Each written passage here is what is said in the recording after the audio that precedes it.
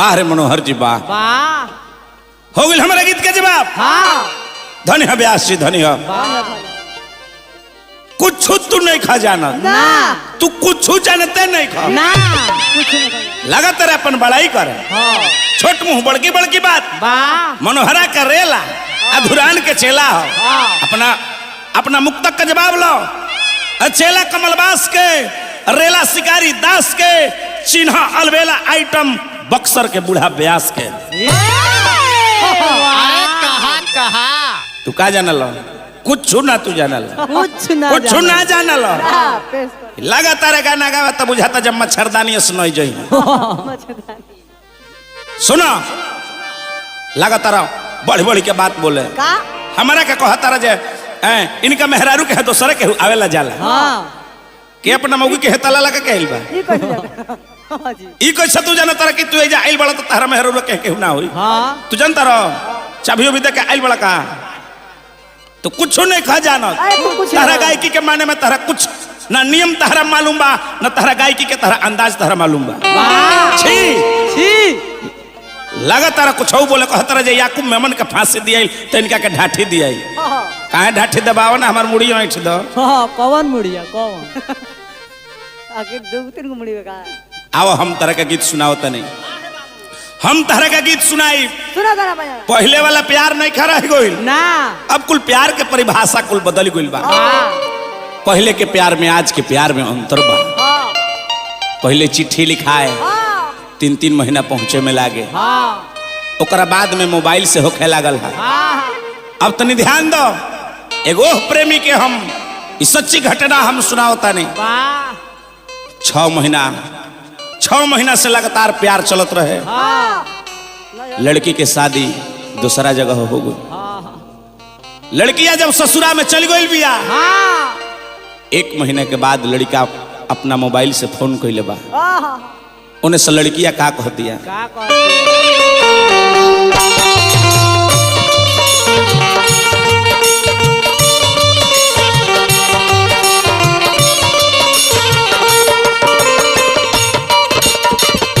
कहले जी आज के बाद फोन को दिहले ठीक बा लेकिन आज के बाद फोन मत करी। पहले तहरा जीवन में रहनी अब हम दूसरा के हो गइल बानी। कहतिया धीरे धीरे तू भूला जा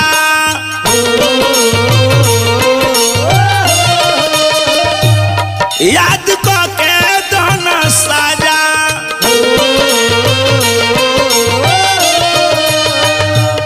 धीरे धीरे तू भूला जा याद को के दोनों साजा ए पिहर में नैहर हना कि हम फिरी बानी घर में नैहर हो नैहर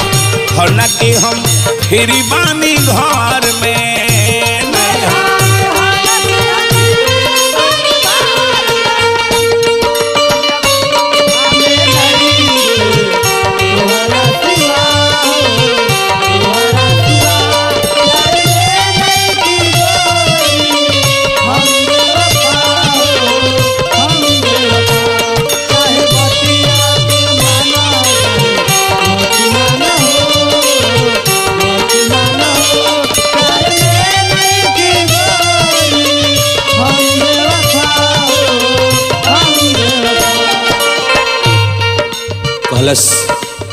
हम जौन बात कहतनी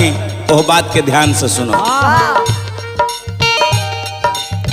एक ही बसेट रही कब के करा हाथ में फोन करब प्यार तो धरा जाई बात में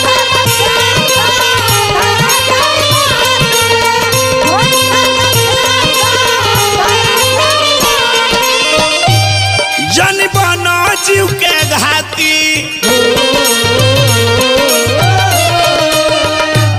रहबनी के संघाती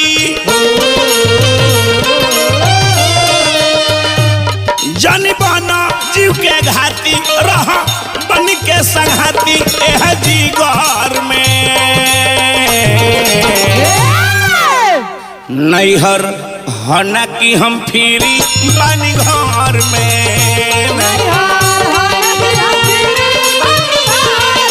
हो नैहर हना की हम फिरी बानी घर में नैहर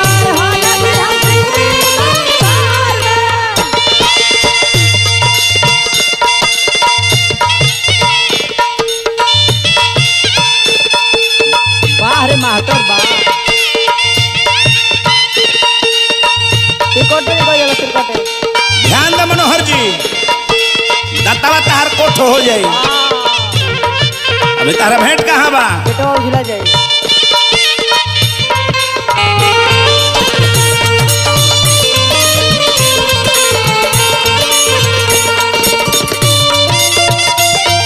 हमन के कौना आखा के हो जा ध्यान दो तार धुरान काका के खड़ा हो चले गए ठाकुर के खड़ा हो ध्यान दो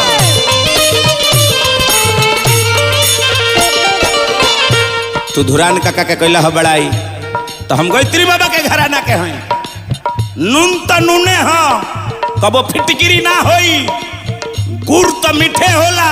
लेकिन कबो मिश्री ना होई गावे के तो बहुत लोग गावता आ बहुत लोग गाई लेकिन केहू गायत्री ना होई लड़की कहलस बहुत अफसोस बा बहुत अफसोस बा चाहियो के भैनी ना तोहार एक दुख बा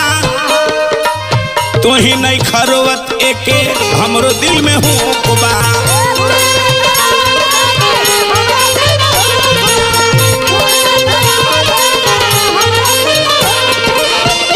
कहलस कि आज के बाद मिले खातिर मती हो हमारा जान के दे रही हो जन मिले खातिर रही हो हमारा जान के दे रही हो जन मिले खातिर रही हो जाने भर में नैहर हना की हम फिरी बानी घर में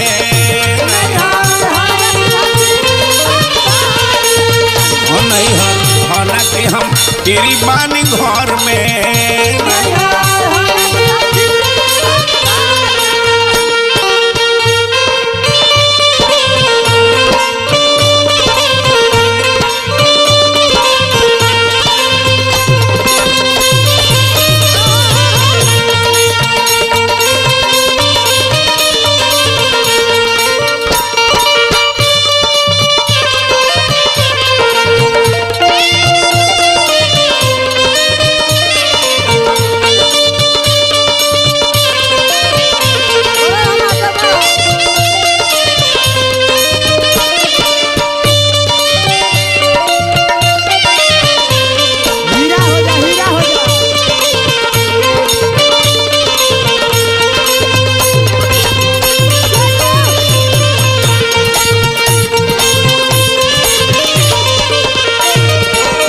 यह गीत पर खुश होके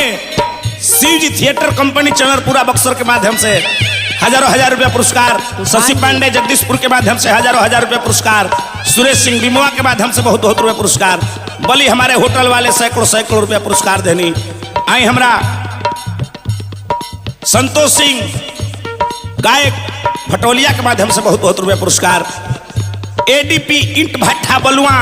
पुरुषोत्तम राय जी, अवधेश राय जी, लाला बाबा के माध्यम से हजारों हजार रुपया पुरस्कार। बार बार हार्दिक हार्दिक स्वागत अभिनंदन बा और बा तोहरों को मिलल बा।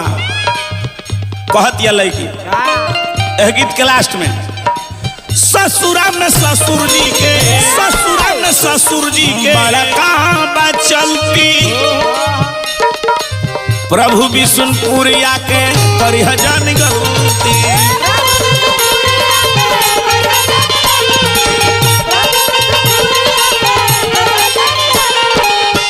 अंतिम बात कहता नहीं बन बाबा पावा के भागी,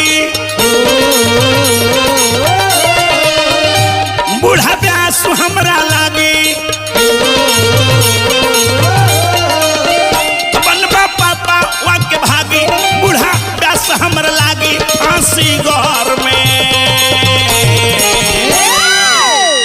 नैहर न कि हम फिरी बानी घर में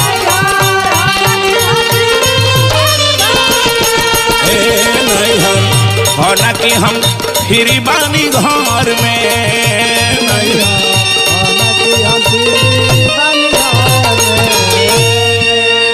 मुक्त कहता मनोहर भाई